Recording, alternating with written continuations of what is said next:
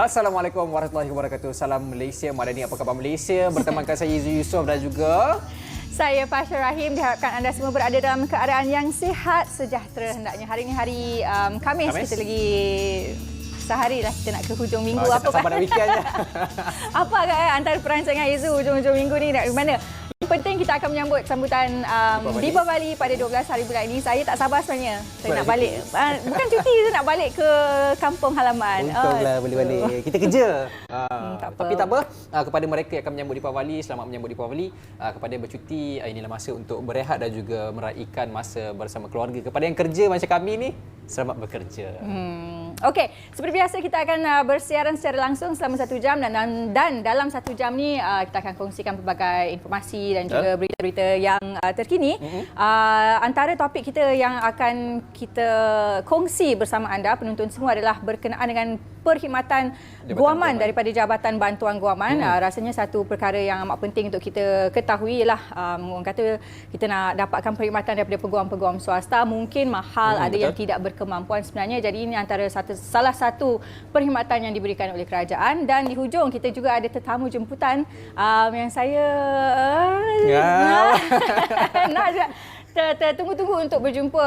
Kalau belum lagi lihat filem ini ditayangkan di Pawagam Gemencih Boys berkenaan sekumpulan budak lelaki yang berjaya menjadi pemain kriket. Tapi nanti kita simpan dulu. Jangan bagi teaser awal sangat. Bahaya. Okey, ini antara portal yang boleh kita kongsikan kepada anda di mana sepanjang jualan agro madani dijalankan dan sehingga kalau tengok yang terkini pada 29 Oktober 2023, sebanyak 60 juta hasil jualan telah berjaya dikumpulkan pada sehingga 29 Oktober dan telah memanfaatkan lebih daripada 7 juta isi rumah. Itu yang dikongsikan oleh Kementerian Pertanian dan Keterjaminan Makanan KPKM dalam kenyataan semalam.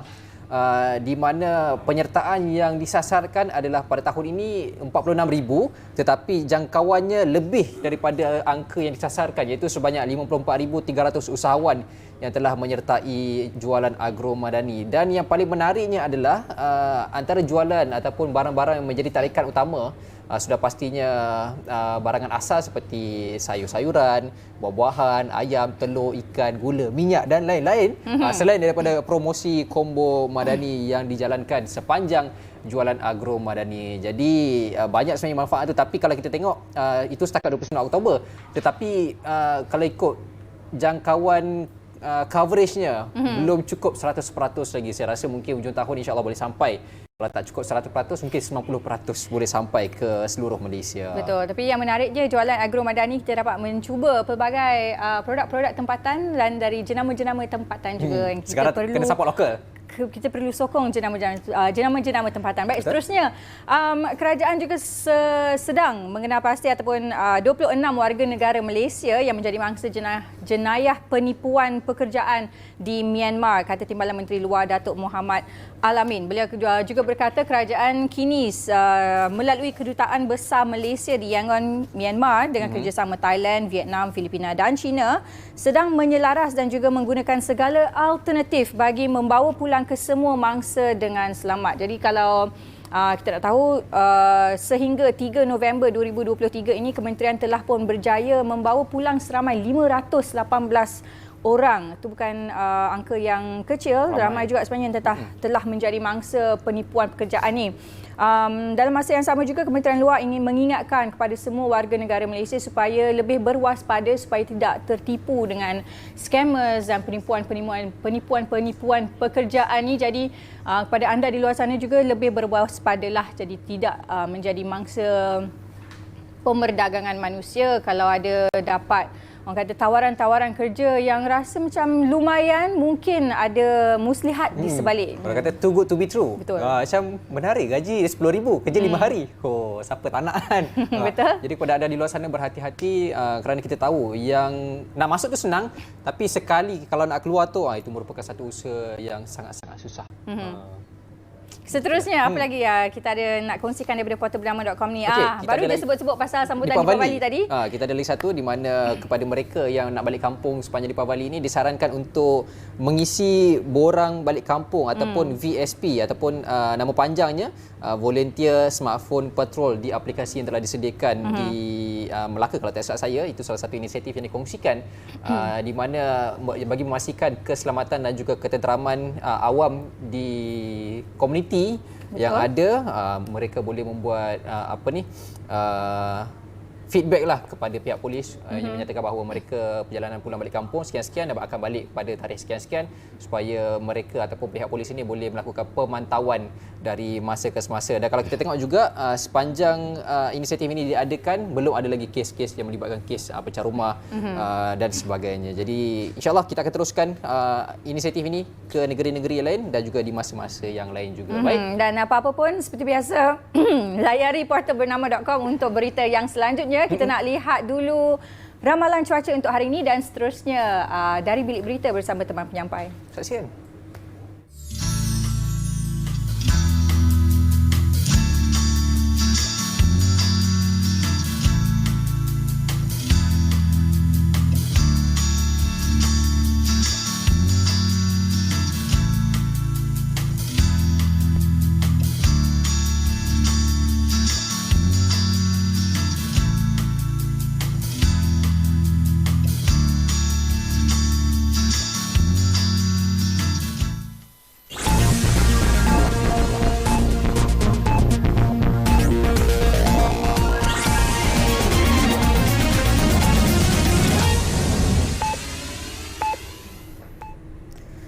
Assalamualaikum dan salam Malaysia Madani, bersama saya Nurni Samsila Osman dari Bilik Berita untuk waktu ini. Baik, kita teruskan dengan laporan utama berita. Nasib ahli Parlimen Muar Syed Saddiq Syed Abdul Rahman sama ada bebas atau bersalah atas 4 pertuduhan bersubahat melakukan pecah amanah, salah guna harta dan pengubahan wang haram membabitkan dana Angkatan Bersatu Anak Muda Armada akan diketahui sebentar lagi. Baik, untuk perkembangannya kita bersama wartawan Zanariah Nurzain yang berada di Mahkamah Tinggi Kuala Lumpur ketika ini. Silakan Zanariah atas laporan yang berikutnya.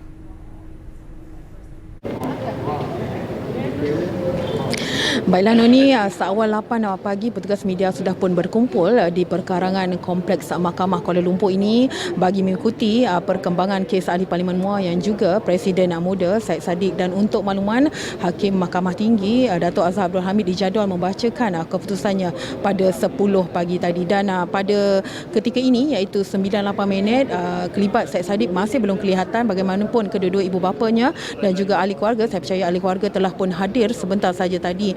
Dan untuk makluman, selepas 14 Mac lepas, pembelaan telah pun menutup kes setelah memanggil Syed Saddiq dan 3 saksi pada prosiding membela diri yang bermula 22 Februari lalu, yang mana bagi pihak pendakwaan pula memukakan 30 saksi pada pembicaraan kes yang bermula 21 Jun tahun lepas.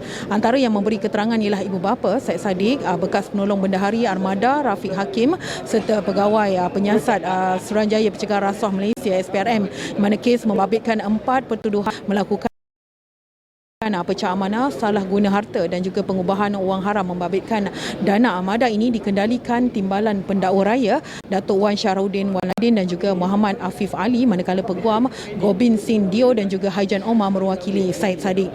Noni, untuk makluman penonton dari Bilik Berita pagi ini, sebenarnya pada 28 Oktober 2022 Mahkamah Tinggi memerintahkan Syed Saddiq membela diri selepas mendapati pendakwaan berjaya membuktikan kes prima facie terhadapnya, yang mana bekas Menteri Belia dan Sukan itu didakwa bersubahat dengan Rafiq Hakim yang diamanahkan dana armada jumlah RM1 juta untuk melakukan pecah amanah dengan menyalahgunakannya. Kes dibicarakan mengikut Seksyen 406 kerana kesesaan yang membawa hukuman maksimum penjara tahun dengan sebatan serta boleh dikenakan denda jika sabit kesalahan. Manakala bagi pertuduhan kedua, Syed Saddiq didakwa menyalahgunakan harta untuk diri sendiri iaitu wang berjumlah RM120,000 milik Armada Bumi Bersatu Enterprise dengan menyebabkan Rafiq Hakim melupuskan wang tersebut, di mana kes dibicarakan mengikut Seksyen 403 Kanun Keseksaan yang membawa maksimum penjara 5 tahun dengan sebatan dan boleh dikenakan denda jika sabit kesalahan. Syed Saddiq juga berdepan 2 pertuduhan melibatkan diri dalam dalam aktiviti pengubahan wang haram, iaitu memindahkan wang masing-masing RM50,000 dalam akaun miliknya ke akaun amanah saham Bumi Putra miliknya yang merupakan hasil daripada aktiviti haram. Baiklah, saya kira kes saya sambung sedikit lagi. Kes bicarakan mengikut Seksyen 4-1-B Akta Pencegahan Pengubahan Wang Haram, Pencegahan Pembiayaan Keganasan dan hasil daripada aktiviti haram 2001. Baiklah, sebentar tadi kelihatan isteri kepada bekas Perdana Menteri Malaysia Datuk Seri Najib Tun Razak, iaitu Datin Seri Rosmah Mansor, baru sahaja tiba untuk mengikuti perkembangan kes 1MDB. Bagaimanapun tidak lagi kelihatan Ahli Parlimen Amwar Syed Saddiq berada di perkarangan Mahkamah Jalan Dutaan ini. Baiklah Nuri, saya kira itu saja perkembangan yang boleh saya bawakan setakat ini. Teruskan bersama dengan Bernama TV untuk paparan liputan selanjutnya. Baiklah, kita kembali ke Winama. Silakan Nuri.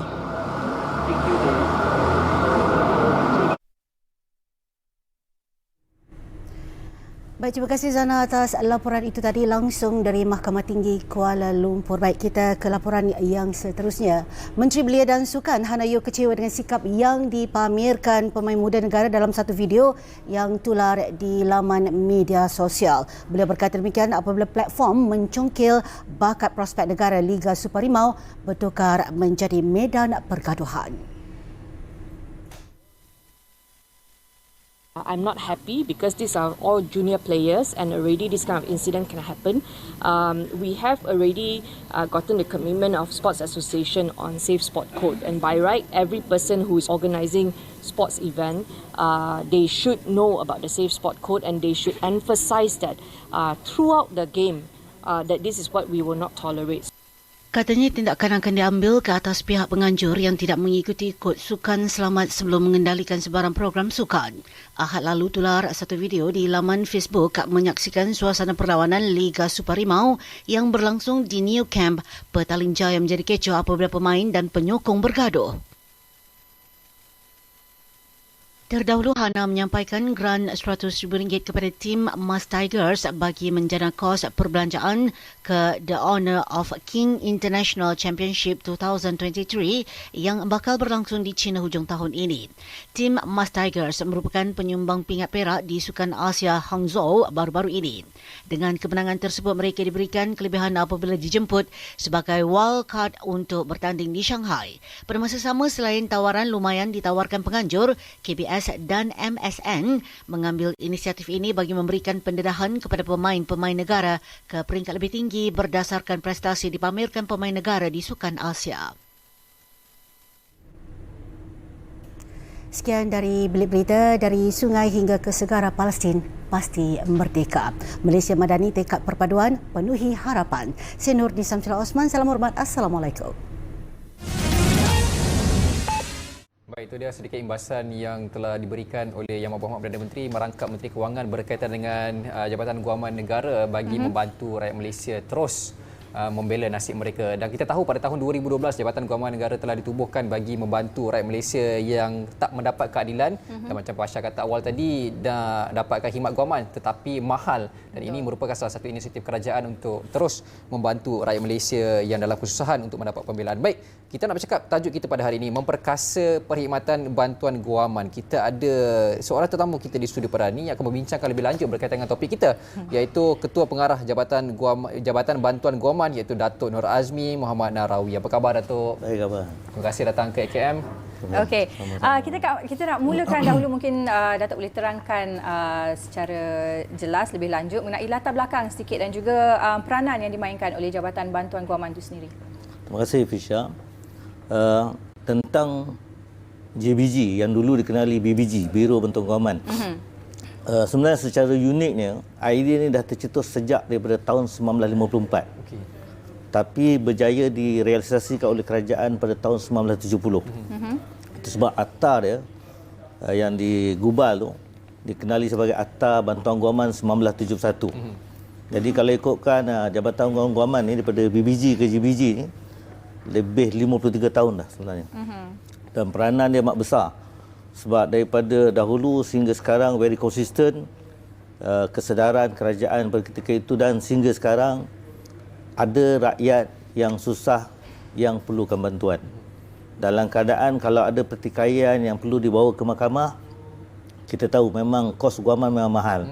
Maka atas kesedaran itulah Jabatan Bantuan Guaman ataupun Biro Bantuan Guaman ketika itu diwujudkan bagi membantu golongan bersasar. Sebab masa itu memang kita target akta ini sebagai akta yang memberi punca kuasa berbelanja.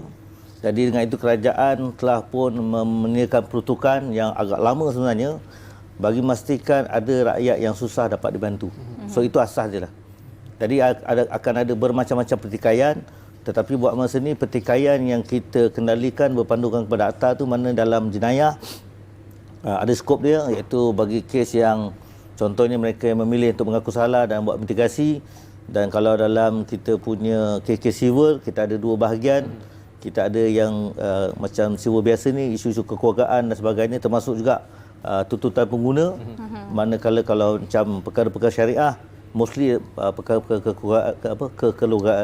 kekeluargaan. Ya, betul. Satu pula bagi dia. Okay, Datuk, kalau kita tahu, seingat saya kalau awal penubuhannya tu pembayaran yang mula diperkenalkan adalah RM1 kalau tak silap saya. Itu yang dipanggil lawyer RM1. Lawyer RM1. Jadi adakah sekarang ni untuk mereka nak mendapatkan khidmat Jabatan Bantuan Guaman ni bayarannya masih sama RM1 ataupun ada perubahan sedikit? Itu yang menarik daripada dulu lah. Kalau macam sesiapa pegawai kita tahun 70-an, 80-an kalau pergi mahkamah dia kata inilah lawyer RM1. Tapi sebenarnya menunjukkan pada pendaftaran pada ketika itu. Maknanya mereka yang perlukan bantuan, jadi mereka bila buat permohonan bayar RM1. Cuma ada naik, saya tak ingat tahun bila, naik RM2 dan sekarang ni RM10.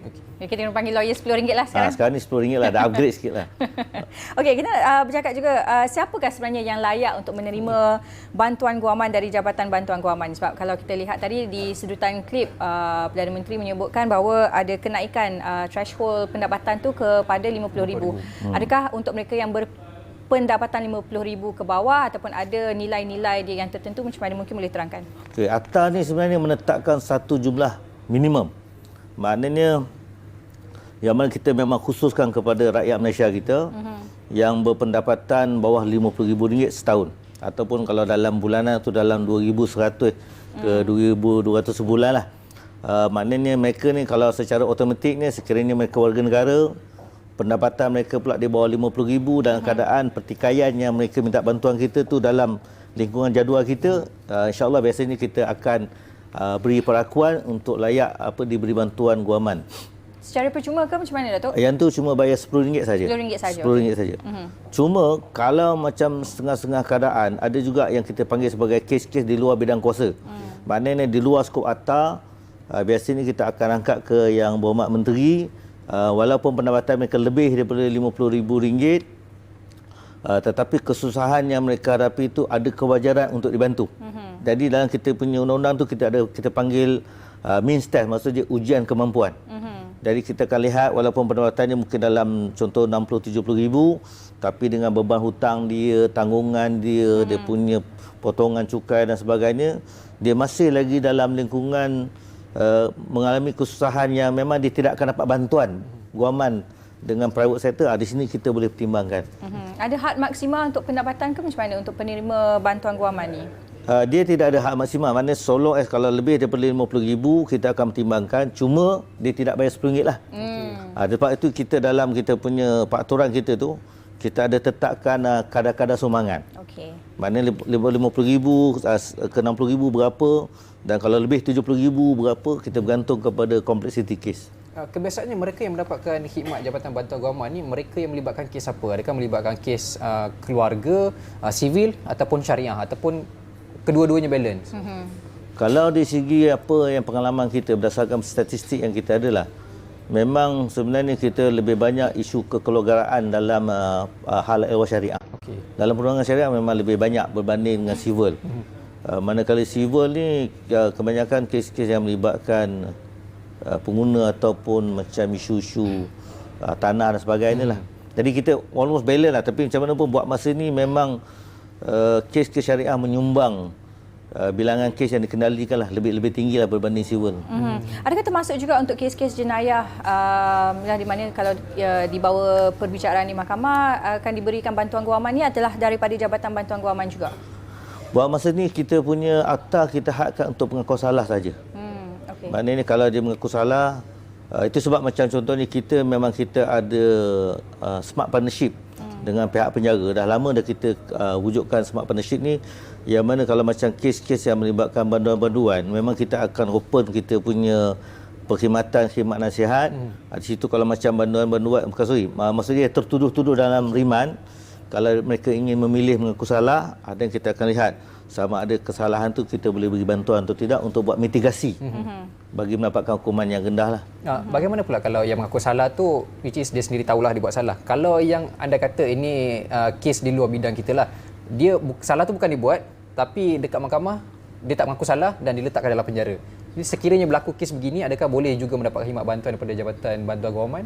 Sebenarnya ini yang membawa kepada saranan, kalau kita boleh lihat pada bulan Februari tahun ini 2023, kenapa kerajaan pada ketika itu menggagaskan cadangan Akta Pembelaan Awam. So kalau kita lihat, tapi masih lagi dalam peringkat kajian lah. Susulan daripada pengumuman yang dibuat oleh Yang Berhormat Perdana Menteri, Yang Berhormat Menteri kita telah pun menubuhkan satu jawatan kuasa untuk mengkaji Akta Pembelaan Awam ni bagi melihat kes-kes macam ni. Sebab buat masa ni Jabatan Bantuan Guaman kita tidak mewakili untuk tertuduh yang memohon bicara.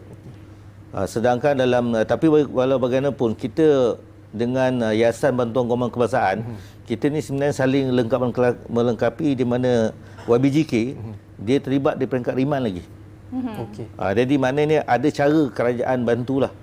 Mana kalau tak melalui JBG, kalau macam isu tadi melalui Yayasan Bantuan Guaman Kebangsaan, YBJK. Okey, kita nak bercakap tentang memperkasakan perkhidmatan bantuan guaman ni. Kalau kita lihat tadi pengumuman daripada Perdana Menteri, kerajaan telah memperuntukkan 3 juta kepada Jabatan Bantuan Guaman sendiri dalam meningkatkan lagi mutu perkhidmatan. Kalau kita tahu, mungkin ada persepsi orang ramai di luar sana kalau peguam kerajaan ni ataupun peguam RM1 ni mungkin kualiti dia tidak begitu baik berbanding dengan peguam swasta. Mungkin antara usaha-usaha yang akan dilakukan oleh JBG sendiri untuk meningkatkan lagi mutu perkhidmatan JBG. Ya, ini kalau kita ikut perbahasan penggulungan yang dibuat oleh Yang Berhormat Datuk Seri Zaliana Osman Said minggu lepas pada 6 November di Parlimen baru-baru ni, sebenarnya perkara ni ada disentuh, iaitu bagaimana dengan peruntukan yang dicadangkan untuk diluluskan ini, apakah bentuk tugasan yang akan diberi kepada Jabatan Bantuan Guaman. So kalau ikutkan ada melibatkan 3 aspek. Pertama sekali ialah bagaimana kita nak memperbanyakkan khidmat panel solicitor, maknanya panel peguam. Sebab JBG bukan kita saja mewakili kes. Dalam keadaan-keadaan tertentu, kalau contohnya isu penjarakan yang jauh ataupun isu kekangan masa pegawai kita ataupun kes kompleks, kita boleh lantik panel lawyer. Dan memang kita ada panel lawyer kita yang kita lantik. So tahun depan kita nak mensasarkan dalam target kita tu dalam 200 panel solicitor dengan peruntukan yang kita dah pemohon, yang mana bila kita dapat tu peruntukan tersebut, seboleh-bolehnya kita nak kes tu lebih dikenalikan oleh panel peguam lah. So sebab kita nakkan kualiti. Maknanya bukan saja kualiti di segi kualiti litigasi, tetapi kecepatan masa tu, speedy trial. Yang kedua yang difokuskan oleh Yang Berhormat Menteri dalam penggulungan tersebut tentang khidmat pengacaraan. Sebab yang ni yang sebenarnya yang kalau boleh kita memang disarankan untuk melihat sejauh mana kita boleh melantik bekas-bekas hakim ataupun bekas pegawai undang-undang yang dah bersara. Kalau mereka boleh jadi pengacara, bagaimana kita boleh memperuntukkan satu jumlah allowance untuk mereka mengendalikan pengantaran, dan kita harap dengan pengalaman mereka boleh bantu selesaikan kes di luar mahkamah lah. Dan macam contohnya kalau kita boleh dapat dalam ucapan YB Menteri, ada agenda Justice on Wheel. So Justice on Wheel ni sebenarnya ialah apa yang digagas oleh YB Menteri untuk kita menyediakan van klinik bergerak. So kita ada klinik guaman. So kita ada buat masa ni sebagai pilot project, kita ada 3 van bergerak. Kita sasarkan untuk diterima van bergerak tu dalam penghujung bulan 12 ni, yang mana pada tahun depan kita akan mendekati rakyat kita di kawasan-kawasan pendalaman, terutama di Sabah Sarawak lah. Dan biasanya kita akan bekerjasama dengan pihak mahkamah, sebab mahkamah ada mahkamah bergerak, jadi kita bersekali. So di situ yang kita boleh mendekati rakyat, sebab kita ada slogan yang jauh didekati, yang sulit disantuni. Atas prinsip itu yang kita bawa. Yang ketiga tadi, yang pertama panel peguam, yang kedua khidmat perantara, dan yang ketiga tadi Tadi itulah Yang Wan bergerak tadi. klinik bergerak itulah. Justice on Wheel. Justice on Wheel. Okey Datuk, kita nak sambung lagi sikit lagi, kita nak bercakap tentang fungsi-fungsi ataupun khidmat-khidmat lain yang disediakan oleh Jabatan Bantuan Guaman. Tapi sebelum tu kita nak berhenti berehat untuk seketika dan akan kembali selepas ini.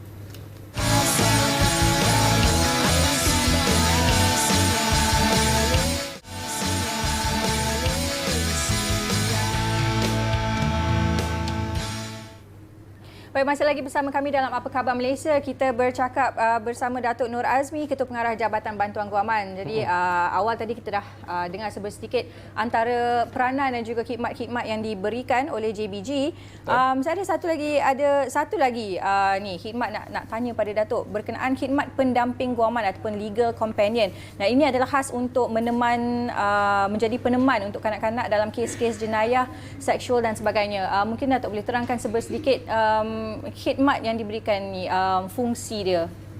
Khidmat pendamping guaman ni dicetuskan ilham ni oleh Yang Berhormat Datuk Sri Azalina pada tahun 2017. Di mana kita pindah undang-undang kita atas keperhatian YB Menteri pada ketika itu, di mana mangsa kanak-kanak ni buat masa ni kita fokus kepada mangsa kesalahan jenayah seksual. Sebab biasanya mereka akan dalam keadaan trauma, keluarga pun tak tahu nak buat apa. Jadi bila kita sediakan perkhidmatan ini, bermakna atas kerjasama dengan pihak polis, Timbalan Peneroh Raya dan juga daripada pihak mahkamah, yang mana mereka akan rujukkan mangsa ini kepada pihak kita dan kita akan bagi khidmat nasihat. Dan sekiranya kes itu melibatkan perbicaraan, kita akan bersama dengan kanak-kanak itu jadi pendamping. Contohnya, kalau saya boleh bagi contoh di Mahkamah Seremban, di mana kanak-kanak tu akan ditempatkan dalam bilik kita panggil trial in camera. Jadi kita pun akan berada di sana, pegawai-pegawai kita akan guide anak tersebut bagaimana untuk respon kepada soalan-soalan peguam, because kanak-kanak dia tak macam kita yang mungkin agak ready untuk berhadapan dengan peguam. Jadi mungkin suasana tu keadaan yang mungkin menakutkan, dan alhamdulillah kita dikabarkan oleh YB Menteri bahawa perkhidmatan ini memang mendapat pujian daripada mahkamah sendiri, kerana dia memang membantu kanak-kanak bagaimana untuk bawa diri dalam mahkamah. Jadi ini antara salah satu daripada agenda besar kita sebenarnya bagi melihat sejauh mana kanak-kanak itu dapat keadilan yang sewajarnya. Itu antara yang saya boleh share lah. Nanti akan ada kerjasama dengan KPWKM juga ke? Sebab kalau melihat laporan-laporan yang dikeluarkan apabila melibatkan kes jenayah seksual kanak-kanak ni, banyak dilaporkan kepada Kementerian Pembangunan Wanita, Keluarga dan Masyarakat ni. Jadi akan ada joint venture ke dekat situ? Memang kalau ikutkan kita diminta oleh YB Menteri untuk lihat dalam konteks smart partnership. Maknanya macam mana kita mewujudkan kerjasama bukan saja dua hala, tetapi sebenarnya pelbagai hala dengan pelbagai agensi. Yang tu especially bila sebut Kementerian Wanita dan Kanak-kanak ni, kita memang kena touch base dengan Jabatan Kebajikan Masyarakat. Sebagai contoh, macam kita kalau macam ada rumah anak-anak jagaan kanak-kanak tu, memang pegawai kita akan pergi berjumpa dengan kanak-kanak, sebab kita nak kanak-kanak tu pun comfortable dengan kita. Jadi engagement tu perlu ada dengan Jabatan Kebajikan Masyarakat. Okey, baik. Kita nak beralih sedikit. Kalau kita lihat dalam dalam negara dia, kalau berkenaan dengan kes-kes pengguna dan sebagainya, kita sebenarnya ada banyak tribunal ni adalah kes-kes yang di mana tak perlu masuk mahkamah lah. Kita ada mahkamah perusahaan, mahkamah buruh yang melibatkan mangsa-mangsa bila adanya satu pertikaian yang akan dirujuk dalam tribunal itu, dan tapi kadang-kadang kemenangan dalam tribunal itu boleh boleh dicabar, dibawa ke mahkamah pula. Jadi adakah JBG juga akan mewakili mereka di mahkamah kalau diperlukan khidmat bantuan guaman dalam kes-kes yang sebegitu? Ini juga antara perkara yang kita diminta tengok. Macam kes pengguna, apabila dia tertakluk kepada satu keputusan terima pengguna, katakan pengguna ni menang kes dia, so the business owner tak puas hati, so dia akan challenge dekat mahkamah melalui mahkamah kehakiman. Sama juga mahkamah perusahaan, mahkamah buruh. Kalau mana-mana pihak itu tak berpuas hati, dia akan challenge benda itu di mahkamah tinggi melalui mahkamah kehakiman. kami tak boleh wakili mereka di peringkat tribunal. Tetapi apabila mereka berhadapan dengan kes semakan kehakiman, ini selalu mereka akan dikejutkan dengan bila nak engage dengan lawyer, Mahkamah Tinggi ni saya tak tahu lah berapa kadar dia, tapi selalunya akan jadi satu kadar yang mengejutkan lah. Ini yang kadang mereka datang balik dekat kita, minta tolong kita sebab macam kes pengguna, jumlah tuntutan tak bersama mana pun. Betul. Tapi lebih mahal. Nak bayar lawyer lagi mahal daripada jumlah tuntutan tu. Itu yang dikatakan apa lebih mahal tali daripada lembu. Maksudnya kos kita nak bawa dengan benda yang kita nak fight, kos tu lagi tinggi. Ada sebab bila mereka datang ke JBG, kita akan lihatlah macam kita ada juga yang kes yang dirujuk. Tapi satu contoh yang ini agak menarik, yang ini bukan kita mewakili pekerja. Ini adalah majikan. So majikan ni ada sole proprietor, pemilik tunggal. Jadi apabila pekerja ni menang, jadi dia memang tak mampu nak bayar kes tu, jadi dia terpaksa minta bantuan kita untuk tengok boleh tak dicabar balik keputusan di Mahkamah Buruh. Dan kita akan lihat sejauh mana pemilik tunggal ni, walaupun dia business person, tapi kemampuan dia semua, kalau dia layak dibantu, kita akan beri bantuan. Itu maksud dia. Tapi kita akan lihatlah sama ada bantuan tu automatik bawah jadual, ataupun bantuan tu sebenarnya satu perkara di luar bidang kuasa, tapi dia fall di bawah mana-mana kriteria tu yang masih layak untuk dapat bantuan kewangan. Kalau kita lihat Jabatan Bantuan Kewangan ni, JBG ni khususnya adalah untuk membantu rakyat Malaysia. Kita banyak bercakap konteks rakyat Malaysia yang duduk di dalam negara. Kalau mereka yang berada di luar negara, contohnya di Australia, paling dekat Thailand ke Indonesia ke, yang mana mereka juga merupakan salah seorang mangsa untuk jenayah scam, love phishing dan sebagainya, adakah mereka juga boleh mendapatkan khidmat JBG ni? Kita salah satu daripada perkhidmatan kita yang ada dalam ATA bukan sahaja membuat litigasi, termasuk juga memberi khidmat nasihat perundangan.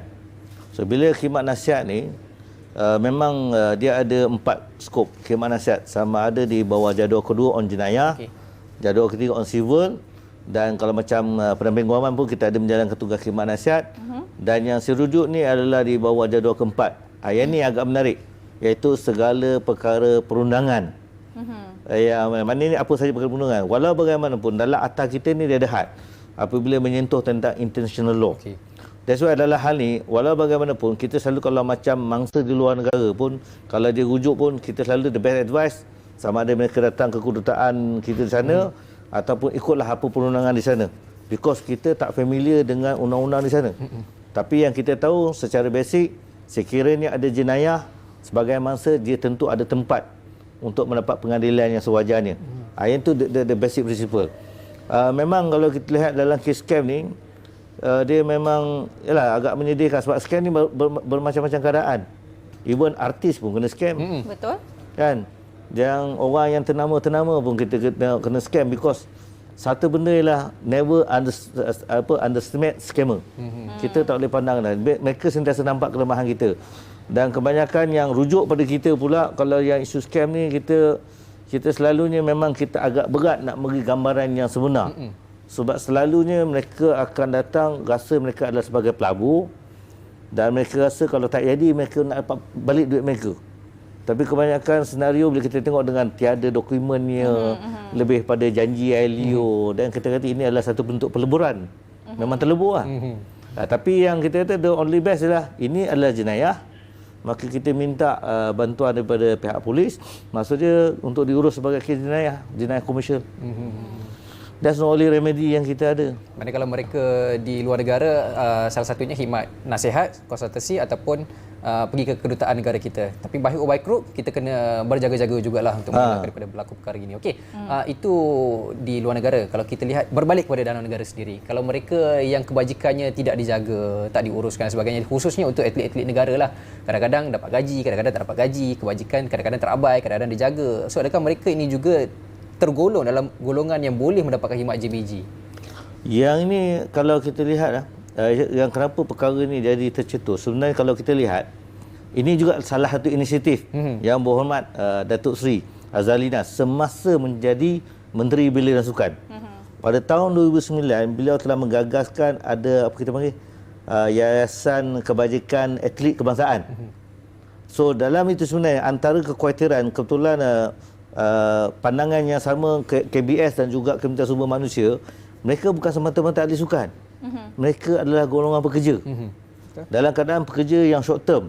Dan atlet ni bukan saja termasuk yang atlet olahraga dan sebagainya, termasuk juga pemain bola sepak. Betul. Dan realiti kita lihat hari ini memang agak menyedihkan. Pemain-pemain bola sepak berhempah pula di padang tapi gaji tak bayar. Dan di manakah hak mereka? Sebab buat masa ini memang macam contohnya dia akan dirujukkan ke badan yang menyelia kelab. Tapi di segi realiti ni, bagaimana kita boleh bantu mereka kalau contohnya kita memang kalau mereka adalah pekerja dan kita akan lihat di bawah undang-undang perburuhan. Tapi kalau anda kata melibatkan breach of contract, dan di situ mungkin ada asas untuk mereka bawa ke mahkamah. Sebab kalau ikut gaji, katakan contoh pemain bola sepak, saya ambil contoh. Gaji mereka mungkin dalam 30,000, 40,000 sebulan. Tetapi kalau anda kata tak terima gaji dalam tempoh yang lama, kan, mereka akan dalam kepapaan juga. So takkan tak boleh dibantu. Yang ni kita tengok. Bahkan seingat saya FAM pernah juga menerbitkan satu buku kerjasama dengan Pensyarah di UKM tentang undang-undang bola sepak yang antara lain menyentuh kebajikan pemain dan coach. Dan sebab kita nak tengok balik dalam tu, di manakah ruang mereka juga adalah golongan yang kita boleh bantulah dari segi perundangan lah. Tapi setidak-tidaknya kita akan bantu dalam bentuk khidmat nasihat. Seperti mana peruntukan dalam undang-undang. Okey, baik, penjelasan orang kata yang terang dan jelas daripada Datuk Nur Azmi Muhammad Narawi. Terima kasih kerana sudi bersama kami untuk orang kata memperjelaskan lebih lanjut lagi kepada anda penonton berkenaan dengan khidmat-khidmat yang diberikan oleh Jabatan Bantuan Guaman. Terima kasih sekali lagi. Okey, kita nak berhenti berehat. Selepas ini kita akan kembali bersama tetamu kita yang seterusnya. Betul. Anda suka makan ikan bakar? Nak tengok pemandangan yang cukup menghijau ini? Nak cari tempat-tempat healing? Jom, ikuti saya, Strokai Anjong Utara Selangor bersama tetamu istimewa. Nak tahu siapa? Kenalah saksikan kami dalam Surat Apa Khabar Malaysia 10 November ini hanya di Bernama TV.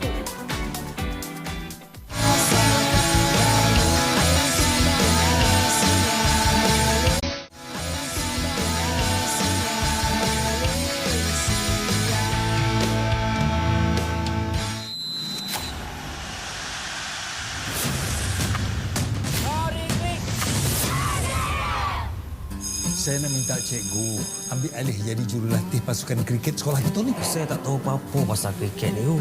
Tuan benci kriket. Cikgu yang pasal kita main. Enam jana best friend. Sama. Selamanya. Kami digelar 6 jana. Sebabnya kami sangat akrab dan mungkin kami sedikit nakal kot masa tu. Tak pandai, balik tak pandai. Nak tangkap bola tak pandai. Satu tim boleh pandai. Budak-budak tim kriket ni ada masalah disiplin kan? Ponting, rosak harta benda, mencuri. I ask you for an average team, not a trash like this.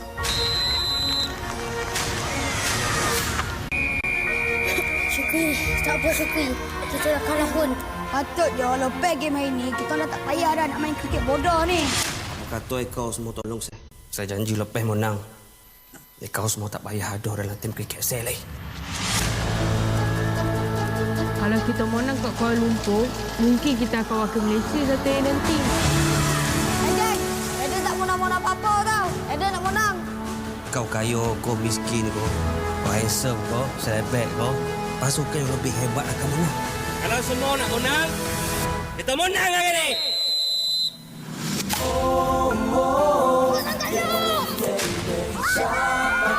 Terus menang bersama. Fokus ada dunia. Budak Firda pun jadi tak menang. Kunci nak si budaya, tak nak si budaya. Kau mancing!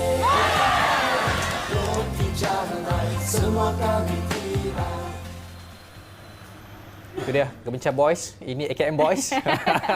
AKM Boys seorang je ya. Okey, itu dah sedikit sedutan trailer Gemencah Boys yang sebenarnya telah mula disiarkan di Pawagam 26 Oktober dan bersama kami pada pagi ini merupakan bekas atlet kriket kebangsaan yang juga merupakan inspirasi ataupun cerita Gemencah Boys itu adalah berkenaan beliau dan juga rakan-rakan beliau, Syafiq Sharif dan juga pelakon yang memegang watak Cikgu Azman, Pekin Ibrahim. Assalamualaikum. Waalaikumsalam. Terima kasih. bersama kita pada pagi ini. Okey, kita nak mulakan dululah mungkin dengan Syafiq ke? Kita boleh ceritakan serba sedikit secara ringkas. Tadi kita tengok trailer mengenai Gemencir Boys ni, macam mana boleh tercetusnya idea untuk menceritakan ataupun menghasilkan satu filem berdasarkan cerita ataupun kisah sebenar kehidupan Syafiq sendiri.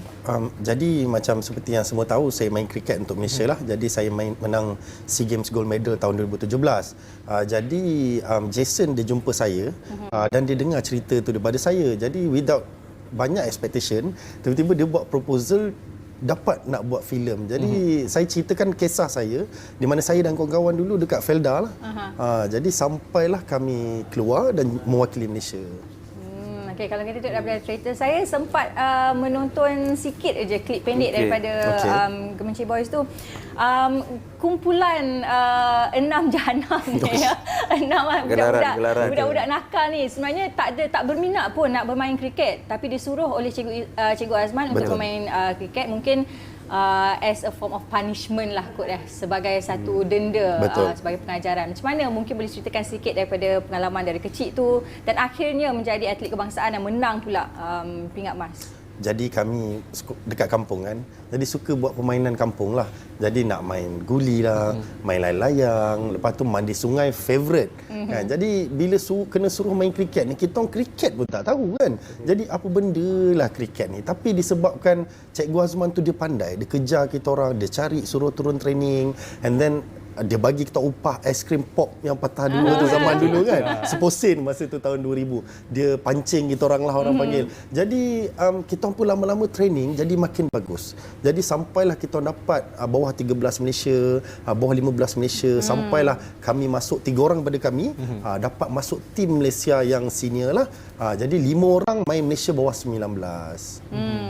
Okey, kita nak berbalik pada cikgu yang kalau kita tengok inspirasinya menjadi satu sumber pencetus terbesar yang menggerakkan Gemencir Boys ni. Jadi Abang Pekir sendiri sebagai memegang watak Cikgu Azman, betul. Cabaran dalam menjiwai dan juga mengenali watak Cikgu Azman tu.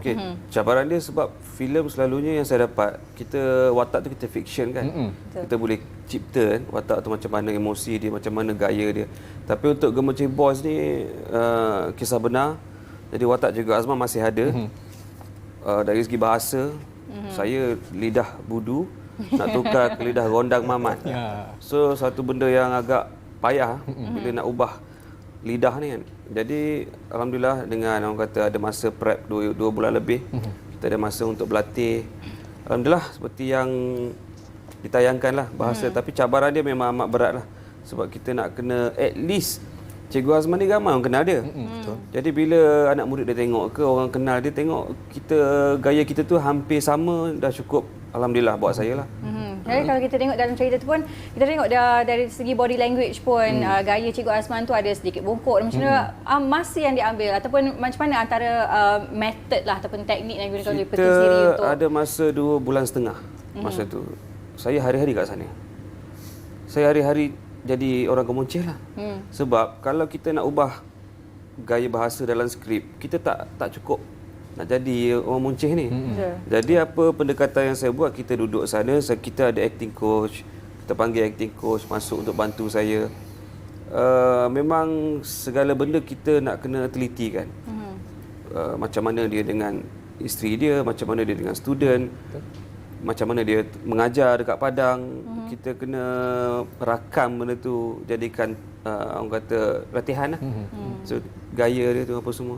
Jadi bila orang tengok Pekir melakukan Cikgu Azman tu, memang seolah-olah betul-betul lah itu watak cikgu. Memang saya sampai lepak dekat kedai kat sana, lepak dengan orang kampung.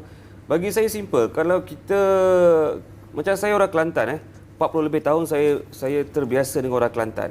Dalam masa beberapa bulan kita nak tukar jadi orang Negeri. Susah. Jadi nak tak nak, intensif yang kita ada, kita kena duduk sana, kita kena bercakap, bergaul. Dah jadi orang sana lah. Ya, nak bagi lidah tu memang... Sebab dalam skripnya, dalam skrip kita ada tukar, kadang-kadang on the spot tukar, tak sesuai. Takkanlah kalau kita berlatih, hafal tu, tiba-tiba tukar, macam mana proses dia pula kan. So kita nak kena, kalau tukar pun, kita tahu dah apa negori cakap bahasa ni. Maksudnya nak kena betul-betul faham. Okey, Syafiq sendiri, macam mana proses penggambaran itu dilakukan? Dan kita nak tahu juga, adakah lokasi penggambaran itu dijalankan di Gemencih sendiri ataupun ada beberapa lokasi lain yang turut dijalankan? Okey, jadi penggambaran dibuat pada tahun 2019 sebelum COVID. So patut cerita ni keluar masa COVID tu, bulan 6 2020, tapi COVID kan, everything is on hold lah. So tak dapat nak keluar. Jadi 2019 tu dia buat penggambaran memang betul-betul bulan puasa. Tapi memang betul-betul pakai sekolah saya 6 Jahanam ni lah. Sekolah Kebangsaan Bukit Rokan Utara ataupun SKBRU. Jadi bila tournament pergi ke KL tu pakai Victoria Institution. Tapi kalau ikut yang sebenarnya Padang Kilat di Bangsa lah, TNB. Tapi dah tak ada dah Padang Kilat. Jadi kita terpaksa pakai VI, Victoria Institution lah. Rumah pun Masjid Guru Azman betul? Betul, rumah pun rumah pun real. Memang digunakan lokasi-lokasi real live location. 80% memang lokasi kita pakai sana. Rumah pun actually memang rumah Cikgu Azman. Wow, okey. Dalam filem Gemencih Boys ni pastinya antara watak-watak utama adalah watak 6 orang 6 budak-budak nakal ni lah kan. Untuk Pekin sendiri berlakon dengan 6 orang pelakon kanak-kanak. Macam mana pengalaman dia? Macam mana berlakon dengan 6 orang budak-budak ni mungkin bukan senang kita nak control kanak-kanak dan sebagainya, and they're all new faces kan dalam industri. Dia orang memang tak pernah berlakon. Okay, one thing bila kita berlakon dengan orang tak pernah berlakon ni, especially budak-budak, dia orang natural. Jadi bila natural, kita yang nampak berlakon. Sebab kita pelakon. Jadi kita nak kena jadi macam dia orang. Kita nak kena layan dia orang. Maksudnya kita tolak tepi soal teknikal, tolak tepi soal pemahaman lakonan ke, tolak tepi benda ni. Tak boleh guna dah time ni. Sebab kita nak kena sebati dengan dia orang. Dia orang tak peduli pasal teknikal, dia orang tak peduli kamera kat mana, dia orang tak peduli pasal anything. Jadi kita nak jadi macam diorang. Kalau saya concern pasal kamera lah, pasal gerak kita lah, nanti kita yang nampak dia ni natural sangat ni. Kita pula yang nampak berlakon ni. Jadi memang kita nak tolak soal-soal tu, kita kena memang sebati dengan diorang, faham, kita kena ikut cara diorang berlakon. So itu cara yang saya ambil lah. Sebab saya pernah dah banyak kali shoot dengan budak-budak dalam filem. Filem sebelum ni pun ada. Memang agak payah, agak tertekan lah untuk kita sebagai pelakon, tertekan. Because dia orang sangat natural. Budak-budak ni memang budak-budak asal Gemencih juga ke? Ya betul. So masa tu Jason kita organize buat 3 sekolah dekat Gemencih yang main kriket tu, kita buat satu tournament. Jadi tim yang tak main tu, tim production dia akan buat casting lah dekat situ. Jadi memang kita ambil sebab kita nak pelakon yang boleh main kriket dan pelakon yang boleh cakap Negeri Sembilan. Jadi Pekin pun ambil 2 bulan setengah untuk belajar cakap Negeri Sembilan. Ini kan kalau kita ambil orang yang boleh berlakon, lagi-lagi kanak-kanak dekat KL. Jadi ambil masa yang sangat lama. Jadi baik kita ambil yang natural daripada Gemencih sendiri. Betul. Jadi kalau cerita-cerita berkaitan dengan sukan ni, salah satu elemen yang nak ditunjukkan adalah semangat berpasukan itu. Betul. Jadi dalam Gemencih Boys ni, selain daripada semangat berpasukan, apa lagi elemen yang nak ditonjolkan kepada penonton di luar sana? Bagi saya semangat setia kawan. Kedua, tak mengalah lah. Di mana memang kalau ikutkan daripada 6 Jahanam tu, 5 tu dah nak give up dah main. Memang cik alasan tak nak main kriket lah. Tapi sebabkan seorang kawan ni kan, dia nak sangat main kriket dan dia bagus, jadi dia tarik kawan-kawan tu untuk main kriket, dan kat sini kita berada sekarang. Jadi disebabkan kami sangat akrab, bila tolak seorang tu dia dah tak jadi 6 Jahanam kan, dia jadi 5 Jahanam. Bunyi dia macam pelik kan. Jadi kita akan ikut seorang tu. Jadi itu yang terjadinya lah cerita tu. Okey, untuk Syafiq sendiri lah, sebab masih lagi sampai hari ni masih lagi berkawan dengan yang lagi 5 orang tu. Bila lihat pada pelakon-pelakon kanak-kanak yang melakonkan watak-watak 6 Jahanam ni, sejauh mana persamaan antara mereka dengan 6 orang yang real life ni? Okey, so kalau nak kata kami sendiri tengok, mestilah tak nak ngaku kan, nakal dia kan. Tapi kalau tengok orang kampung yang jumpa kami, yang dah tengok cerita tu, dia akan cakap macam mana, sebiji perangai korang dulu. In fact dia cakap korang lagi nakal, dia cakap kan. Tapi tak nak certain lah yang nakal tu, tak nak tunjuk lah kan. Jadi dia orang cakap memang budak-budak tu saya memang tabik sangat. Sebab dia orang boleh bawa watak kami tu seperti mana yang pihak production ataupun pengarah nak dia orang lontarkan kami punya perangai lah. Itu yang bagus, kita ambil budak kampung. Kalau kita ambil pelakon KL, nak jadikan dia orang kampung susah. Betul. Bukan dia biasa main guli, bukan dia biasa main tarik upih apa semua tu. Mandi sungai, saya silap, mandi sungai pun tak boleh. Betul. So itu advantage kita ambil budak kampung yang real player kriket yang boleh cakap nagori. Dia dah biasa dengan faktor geografi kawasan tu. Senang untuk dia orang buat. Dia tak ada orang kata rasa kekok dekat situ Betul. kan. Okey, kita turut dimaklumkan ada pelakon veteran antaranya seperti Datuk Ahmad Tamimi Siregar ada dalam klip tadi kita ada nampak juga. Jadi macam mana Abang Pekin sendiri melihat dia membantu untuk merangsang pelakon-pelakon muda ni dalam dunia lakonan? Sangat-sangat bantu sebenarnya. Sebenarnya orang-orang lama ni, orang kata macam Datuk sendiri dia chill lah, dia relax. Saya rasa kalau tengok watak dia tu tak banyak, tak besar, tapi peranan dia walaupun tak besar tu kuat untuk filem tu. Simple. Bagi saya kalau tak ada watak dia dalam filem tu, takkan jadi filem Gemencih. Betul. Maknanya watak tu penting walaupun satu scene. Bagi saya itu. Tapi kalau watak tu banyak sekalipun, cabut watak tu dalam skrip tu, cerita berjalan, maknanya kau banyak macam mana watak pun takkan efek lah. Maksudnya cabut watak tu okey je, cerita dia jalan je. Betul. Tapi watak Datuk Tamimi, tak ada watak dia, tak jadi kriket. Tak jadi kriket. Sebab daripada dia yang menyuruh Cikgu Azman untuk ambil alih tugas kriket ni. Itu yang menjadikan cerita ni bergerak. So bagi saya sangat-sangat penting. Walaupun dia beberapa scene Betul. Sangat-sangat penting. Watak Datuk tu kiranya sebagai guru besar. Dia pelopor sukan kriket ni lah sebenarnya. Dekat sekolah kampung tu lah, kat Felda tu. Orang kata bila tak ada dihargai, baru nampak jasa tu. Bila ada macam tak punctual je. Sikit ke banyak scene tu bukan soalnya. Soalnya watak tu penting. Betul. Okey, impact yang diberikanlah oleh watak itu dalam satu-satu filem tu. Okey, sedikit kata-kata kepada penonton kita di luar sana. Mungkin ada di antara anda di luar sana yang belum lagi menyaksikan filem Gemencih Boys. Kata-kata daripada Syafiq dan juga Pekin sendiri. Syafiq? Okey, Assalamualaikum. Saya Syafiq Sharif, 6 Jahanam dalam Gemencih Boys. So saya nak ajak semua, kita masih ada lagi Gemencih Boys di Pawagam. Silalah datang. Bawa anak, sekarang ni dah cuti sekolah, dah habis periksa kan. Bawa anak-anak keluarga untuk pergi tengok cerita ni untuk mendapatkan inspirasi kepada mereka untuk berjaya dalam, tak kiralah sukan ke pelajaran ke, tak nak give up ke apa ke, banyak perkara yang kita boleh belajar daripada cerita ini. So datang kat Pawagam, jumpa kat sana. Betul. Abang Pekin sikit. Selalu kita lihat filem-filem yang mengangkat hero-hero yang pernah kita dengar. Tapi kali ini Gemencih Boys kita mengangkat hero tak didendang, seorang cikgu dalam Felda yang begitu orang kata sumbangannya amat besar buat negara. Jadi saya harap ramai-ramai pergi tengok Gemencih Boys di Pawagam berdekatan dengan anda. InsyaAllah. Jadi terima kasih kita ucapkan kepada Syafiq dan juga Abang Pekin. InsyaAllah tahun depan kita akan keluarkan movie baru, AKM Boys. Okey, esok juga kita akan ada satu secara langsung daripada rakan tugas kita di Skincan akan kita bawa kepada anda berkaitan dengan Utara Selangor. Apakah dia? Sama-sama kita tunggu dan saksikan esok. Untuk hari ini kita dah selesai. Saya Izul Yusof. Saya Faiz Rahim. Jaga diri, jaga kesihatan semua. InsyaAllah kita akan berjumpa lagi. Bye-bye.